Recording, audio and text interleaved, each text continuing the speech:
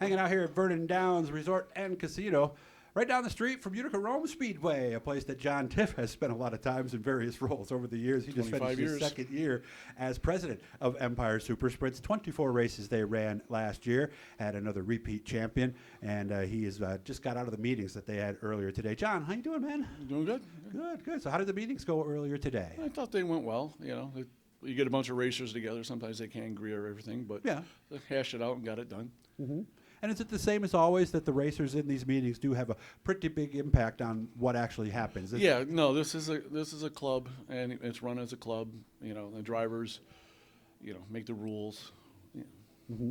Anything that we can report on as far as any new rules or nothing? Like that? Nothing that's earth shattering. We're, taking 2 laps away from the heat races, going from 10 to 8. We're going to be uniform with everybody else, and stuff like that. Nothing that's going to set the world on fire. What's the thought behind that? Because I would think there's 2 trains there. Some people do want, sure, especially if I'm starting on the pole. But if I'm starting 9th, I might want an extra 2 laps. We got to remember we're entertainment. Right.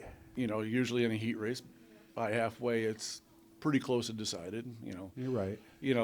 Those last 2 laps a lot of times don't decide anything. Plus, with the price of motors and refreshing, if we run 30 races, right, 2 extra laps is 60 laps. So you're good point. You're not lapping your motors out as much. Yeah, because the guys had told me that a lot of times you're like 22, 24 races somewhere around there before you need to think about that's 2 races, 2 race nights. Yeah, that's true. Yeah, so okay. So it sounds like a little thing, guys, but like you said, that's 60 laps right there, and some of the other guys we'll talk to about the realities of that. There is a new date at a very storied track that is known for sprint car racing, huh? Yeah, Port Royal, May 16th. It's our first ever visit there. Pretty excited about it. Yeah. For a lot of our guys up here in the Northeast, it's a bucket list track. Yeah.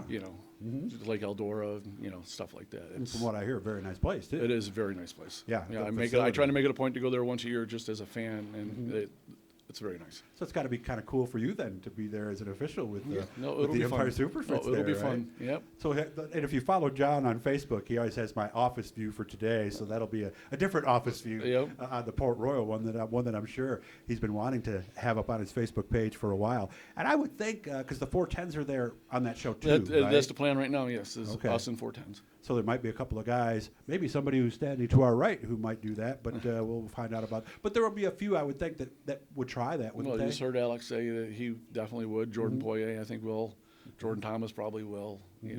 We have a handful of guys that have both that'll probably do both. I would think that would be quite an advantage, wouldn't it? Wouldn't you think so, too, with all those extra laps, right? Well, they're get themselves familiar with the track, yes, but they drive like 2 different cars, power-wise. So it'll help, but, Okay.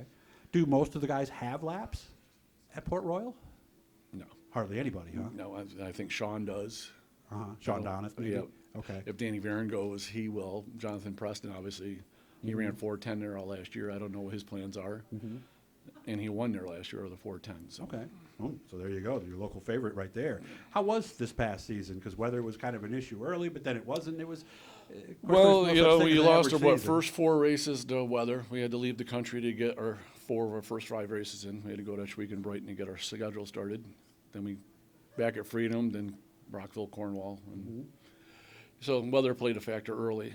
Not as much as last year. Last year didn't seem to affect us as much as this year because it was spread out. This year everything was right in the beginning.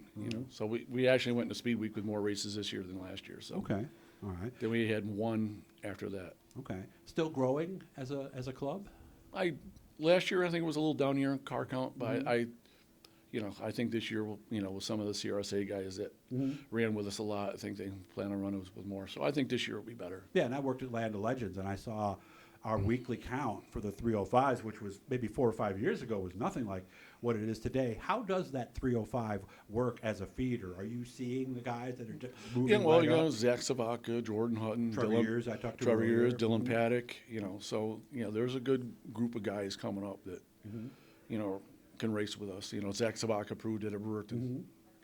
Yeah, and now with the 600s, and now you got those, and you got the 410s and the 360s. Really seems like there's a really nice stepladder in place in the Northeast for sprints, probably more than there's ever been before. Right? Yeah, with the 602s and the 305s and the 360s. Yeah, it's there's definitely a progression ladder there. Yeah, if guys want to use it. Yeah, and I saw some of the 602 guys come out actually to Canandaigua, and they were competitive. I was impressed. So I totally forgotten about what's going on at Can-Am with the 602s. So really, for somebody like you who's in this position, great time to be the president of the Empire Super Sprint. Well, the 602 gives you an opportunity to, do it without breaking yourself. Right. See how, because you can buy a used car. Sprint cars tend to be rather cheap compared to a modified. Yeah, because they're more across the country. There's more vendors, right? Yeah, well, that and the fact you're not spending $4,000 or $5,000 on a body. That's true. Yeah. It takes you longer to take a modified body off than it does to wash a sprint car. And that's one of the first things I hear when I talk to the modified guys who go to sprint. They say, I don't have to take all those panels off. I could be working on the car 3 minutes after I unload it, rather than having to do that. But I know you do a lot of stuff still with tracks. The modifieds are still in your heart. Oh yeah, obviously I work Super Dirt Week, and I work shows for Dean when he needs me. I worked Airborne, Glen Ridge, for a few of the series events. I still a modified guy. Yeah, at heart, right? I think we all are in the Northeast, aren't we? We get down. You have to be. You do live and watch racing in this area. What's the best thing about being the president of the Empire Super Sprints?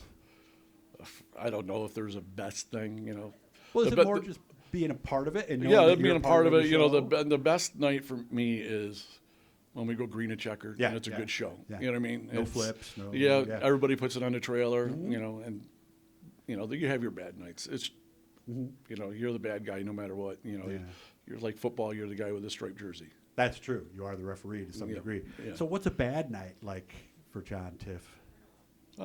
Well, car counts I take personal. Okay. You know what I mean? It's like, you go to a track, you charge them that purse. You want a good field. Right. If guys are trash and stuff, you hate to see that because that'll affect you down the road. Right. So, there's a lot of stuff like that. Yeah, I could see how that would. Yeah, because we take that stuff personally. I always said kind of myself that I have a love-hate relationship with sprints. I love them when everything's going great, but I hate when they get flipping and guys get hurt and they catch on fire, because it is unfortunately one of the natures of this type of racing, isn't it? Yeah, you're on the edge. A sprint car is on the edge type racing, but that's what makes it exciting. It's true, yeah. And when you do see somebody make them, like I love the 360 when somebody will spin and save it and keep going. There's little moments like that I say, these sprints are so cool. I hate that because you're on the depending on where you are, it's like, do you throw a caution? Right. Do you not throw a caution? Right. Yeah, because if you throw the caution, then they got to go to the back, right? Yep. They can't, and that's another thing from a procedural standpoint. Those decisions sometimes you have to make the decision that, like you said, the guy spun, but he's still in third, but he brought up the yellow, so I'm sorry, you got to go tail. Right? We're not the World of Outlaws. There's no blend rule. There the guy would blend in. Right. Our deal, you cause a caution, you're going to the back. Yeah, but you have to have certain things that are absolutes in the rule, otherwise it could be seen as interpretation, right? Yep. Yeah, and that's unfortunately where you sit there and go, well, guys, I'm sorry, Dylan, but you're going to the back, and that's all there is to it. Not like Dylan's standing here or anything, so I just happen to use that name. Well, that did happen to him this year. So. Oh, did it? It actually did happen to him. Okay, all right. And his reaction, he smiled and said, I understand, right, Dylan? Best thing I can come up with right now is a smile. There you go. Yeah, well, and he knows it's a PG channel too, so he knows he can't say what he said at that moment when it actually was happening on the track. So I'm glad you're doing well, John. You're adjusting to retirement, okay? Because this is your only job now, right? Currently, I'm not retired. I just got to find a job. Oh yeah, because I know a friend of ours, Al, who told me that they shut your place down. Yes. So this was all you did this past year? Not all you did. No, you know what I mean? Yeah, pretty much. It had to be kind of fun in a roundabout way, not to be rushing to work the next day and having to set your alarm for 7 on Monday morning. But I've been doing it for 30 years, working 3 racetracks and working a full-time job. So it was nice, but financially it's not so nice. I do get that. So. Good to see you as always, man. Nice seeing and you you'll too. be at the show next weekend, right? Yes. All right. Racers Auction and Trade Show inside the Center Progress. No, the Exposition Center. Yes. At the New York State Fairgrounds. That's coming up this weekend. Always good to see you, John. I hope you have fun tonight. Okay, man. Thank you.